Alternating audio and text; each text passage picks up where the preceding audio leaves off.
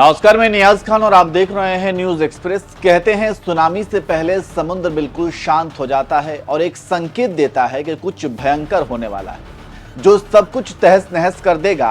ऐसा ही कुछ संकेत बिहार की राजनीति में भी देखने को मिल रहा है। नीतीश कुमार बिल्कुल शांत हो गए हैं। बात चाहे अंबेडकर विवाद की हो, केजरीवाल के नीतीश कुमार को चिट्ठी लिखने की हो, या फिर बिहार विधानसभा चुनाव पर केंद्रीय गृह मंत्री अमित शाह के बयान की हो। अभी तक नीतीश कुमार ने किसी भी मुद्दे पर कुछ नहीं बोला है। इसलिए ऐसा कहा जा रहा है कि लगता है कि बिहार की राजनीति में कुछ तो बड़ा होने वाला है। चलिए अब आपको थोड़ा विस्तार से समझाते हैं कि ऐसा क्यों कहा जा रहा है।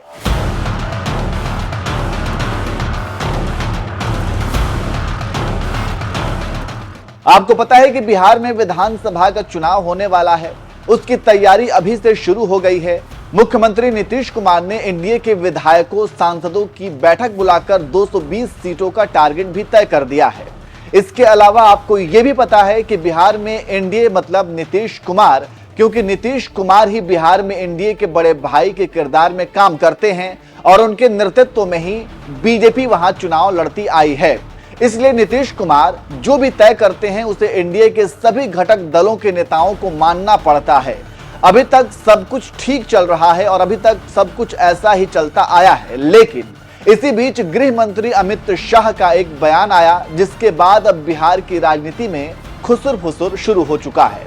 अब सवाल उठने लगे हैं कि क्या बिहार विधानसभा का चुनाव नीतीश के ही नेतृत्व में लड़ा जाएगा, या फिर बीजेपी ने नीतीश के अलावा कोई विकल्प चुन लिया है।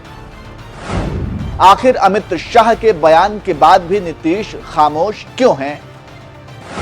क्या बिहार की राजनीति में कुछ बड़ा उलटफेर या खेल होने वाला है? ये तमाम सवाल हैं जो अमित शाह के एक बयान के बाद लोगों के मन में उठने लगे हैं। अब सवाल यह है कि आखिर अमित शाह ने ऐसा क्या बोल दिया है? बिहार की राजनीति गर्मा गई है। तो चलिए अब आपको विस्तार से बता देते हैं। दरअसल अमित शाह एक टीवी चैनल के कार्यक्रम में पहुंचे हुए थे। वहां उनसे सवाल किया गया कि बिहार में अगले साल विधानसभा का चुनाव किसके नेतृत्व में होगा। इस पर गृह मंत्री ने जवाब देते हुए कहा कि बिहार में अगले साल विधानसभा का चुनाव किसके नेतृत्व में होगा, इसका फैसला संसदीय बोर्ड की बैठक में होगा। जेडीयू से इस बारे में बात की जाएगी। इसके बाद ही नाम तय होगा कि किसके नेतृत्व में चुनाव होगा। केंद्रीय गृह मंत्री के इसी बयान के बाद कयास लगाए जा रहे हैं कि बीजेपी नीतीश कुमार के साथ बिहार में कुछ खेल करने जा रही है, क्योंकि अभी तक बिहार में एनडीए का मतलब नीतीश कुमार ही रहे हैं। उनके नेतृत्व में ही बिहार में एनडीए ने चुनाव लड़ा है। इसलिए अमित शाह बिना झिझक ये भी बोल सकते थे कि बिहार में नीतीश ही चुनाव के नेतृत्व करते हैं, लेकिन शाह ने इसकी जगह कहा कि इसका फैसला संसदीय बोर्ड की बैठक में होगा कि बिहार विधानसभा का चुनाव किसके नेतृत्व में लड़ा जाएगा। शाह के इसी जवाब के बाद अब राजनीतिक विश्लेषक ये कह रहे हैं कि जो काम बीजेपी ने महाराष्ट्र में एकनाथ शिंदे के साथ किया, वही अब बिहार में नीतीश कुमार के साथ भी होने जा रहा है। खैर, इन सब अटकलों के बीच खास बात यह है कि नीतीश कुमार काफी दिनों से बिल्कुल ही खामोश हैं। बाबा साहेब अंबेडकर पर बयान को लेकर सदन के बाहर कितना हंगामा हुआ, सभी नेताओं ने इस मुद्दे पर प्रतिक्रिया दी, लेकिन नीतीश बिल्कुल खामोश रहे।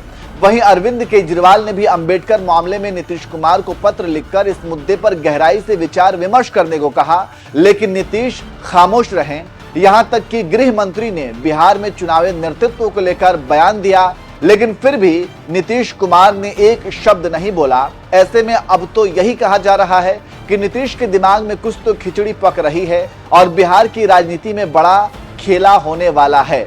वैसे आपको क्या लगता है, नीतीश की खामोशी के पीछे की क्या वजह हो सकती है? क्या वाकई में बिहार में कुछ बड़ा होने वाला है?